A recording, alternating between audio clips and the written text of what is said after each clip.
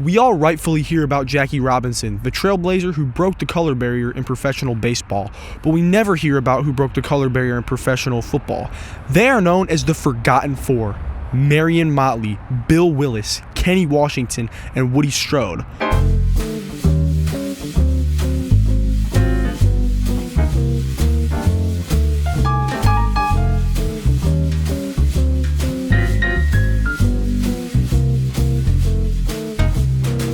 Fun fact is 2 of the Forgotten Four played right here in Cleveland, Ohio, at a different stadium though. Technically, the Forgotten Four were not the first blacks in the league, because 13 years beforehand there were some others playing ball, like Fritz Pollard and Bobby Marshall. The reason there was a gap was because there was a gentleman agreement made by George Preston Marshall, the owner of the Redskins at the time. He banned African Americans from playing professional football in 1933 because he was racist. But over the years, coaches and owners of other franchises said that this was an unwritten rule. The first team to reintegrate after the gap was the Los Angeles Rams, who held 2 of the Forgotten Four, Kenny Washington and Woody Strode. They didn't really have solid careers because Woody Strode became an actor and Kenny Washington got his career cut short because of a severe knee injury. Although their careers got cut short, sadly, we're going to focus on Marion Motley and Bill Willis because they had more historic careers. Motley was born on June 5th, 1920 in Leesburg, Georgia. When he was 3, he moved to Canton, Ohio, where he had a successful high school career at Canton-McKinley High School. He then went to Carolina State University and then the University of Nevada, Reno. Unfortunately, in one of his seasons, he had a knee injury, which cut his college career short. Due to that, he moved back to Canton to work at a steel mill. Additionally, he joined the U.S. Navy in World War II. While preparing to fight, he met Paul Brown, who coached the Navy football team at the time. Motley played on that team for 2 years, and after that, Paul Brown started the Cleveland Browns in 1946. From there on, he asked Motley to play, and he did. The Browns did not just integrate, they were also the best team in the league. The reason is they had good players, and Paul Brown's coaching style was a style never seen before. He designed pass patterns in the offense that were made to pick up holes in the defense. He also developed a great defense.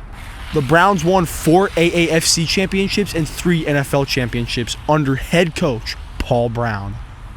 This also ties back into why reintegration was so helpful. The Browns were such a successful team because of Paul Brown's mindset on integrating, and the Washington Redskins were trash because they had no blacks on the roster. George Preston Marshall literally said, "I'll start signing Negroes when the Harlem Globetrotters start signing whites."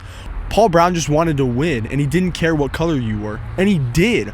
Preston Marshall wanted to keep blacks out of the league, and he succeeded on that, but his team was not good. Paul Brown didn't care what color your skin was. He didn't care if you were black, white, purple, or green. He just cared if you could play football for him well. And that is what Motley did. He had over 4,000 rushing yards, 85 receptions, and averaged 5.7 yards per carry.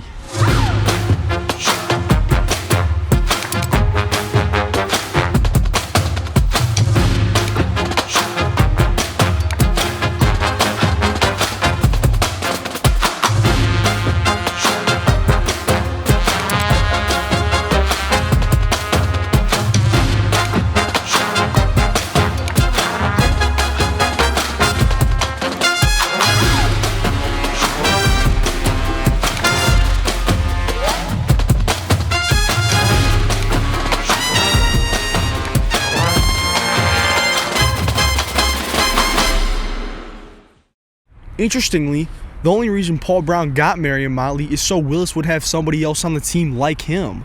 Bill Willis got signed to the Cleveland Browns because Paul Brown coached him at Ohio State, so Paul knew both of the black players he was going to give roster spots to beforehand, which is really cool.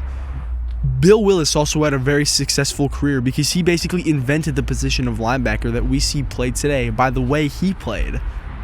This place represents their careers because they both got inducted into the Hall of Fame. Bill Willis, 1977, Marion Motley, 1968. At the time, it was pretty bad for the players on the field because opponents of other teams would try to step on their hands with cleats, which would hurt really bad. Some fans didn't like that black players were playing, and some fans did if the players were good. But the Forgotten Four are called that for a reason, and nothing says that more than this humble yet very beautiful place that Marion Motley is buried in.